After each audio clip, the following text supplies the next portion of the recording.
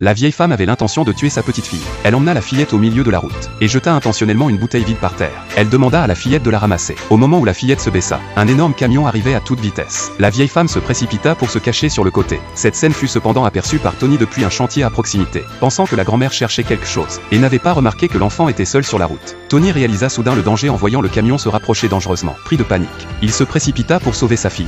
Mais le camion allait trop vite. Le père et la fille furent projetés à une dizaine de mètres. La fillette mourut sur le coup. Tony quant à lui fut gravement blessé et perdit connaissance. La vieille femme n'ayant pas vu que son fils avait également été percuté, se tenait à distance pleine de satisfaction intérieure. Elle se rappelait qu'un maître lui avait prédit que sa petite fille avait un destin néfaste, et qu'elle apporterait malheur à son fils et à son futur petit-fils si elle n'était pas éliminée. Mais elle ignorait que son plan machiavélique avait également coûté la vie à son propre fils. Peu de temps après, la femme de Tony apprit que leur fille était morte, et que son mari était dans un état critique hospitalisé d'urgence. Sous le choc, elle appela immédiatement sa belle-mère, lui demandant de venir avec de l'argent pour payer les frais d'opération. La vieille femme accepta rapidement au téléphone, mais en raccrochant, elle prit volontairement